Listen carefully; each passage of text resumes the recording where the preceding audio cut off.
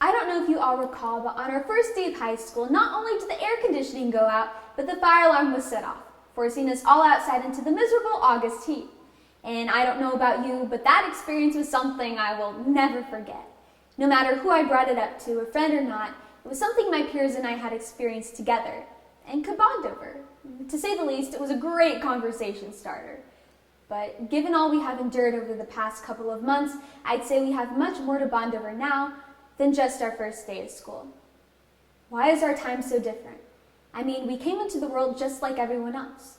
We were no different than our parents or our grandparents or their grandparents. But the difference between us is that the world was different.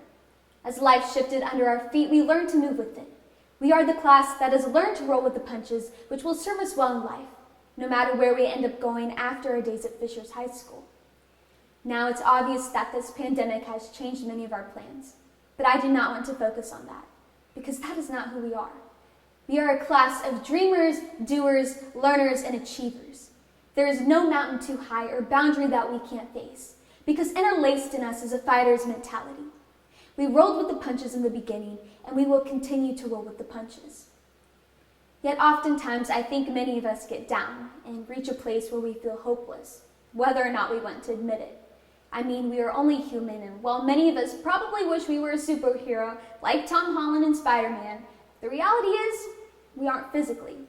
I mean, I don't know about you, but I can't fly or scale a building. But mentally, maybe we can be stronger than superheroes. Something that we all can have, even more so than some of the world's greatest superheroes, is a positive mindset. The way to living life to the fullest in our next phase of life starts with our mentality. According to the U.S. Bureau of Labor Statistics, negative thinking costs businesses $3 billion a year due to its harmful effects. If businesses lose this much money from negativity, think about how much we lose ourselves as individuals from our own self-imposed negativity and doubt. While we need to understand our limitations, that doesn't mean we need to redefine our goals for success. While each and every one of our goals may look different, that doesn't mean that we should ever degrade ourselves, because everyone is given different opportunities. Obviously, living in the digital age does not help with this. We go on social media and see the perfect version of everyone else's lives. It can be discouraging. I know because I've been there myself, like I'm sure many of you have. But we cannot let the media distort reality, and we cannot let negativity stop us from pursuing our hopes and our dreams. When I was little, I used to despise public speaking. Ironic, right? I used to consider it a boundary of mine that I would never overcome. But because my dream was to be a television host, just like Jimmy Fallon, I figured that I needed to take some steps to overcoming this fear. I joined the speech team, which forced me out of my comfort zone. I felt like a nerd, partially because I was, but I embraced it. At first, it felt like someone had taken the training wheels off of my bike. But by putting myself into this situation, I grew exponentially and overcame my fear. And now who knows, you might be looking at the next Jimmy Fallon.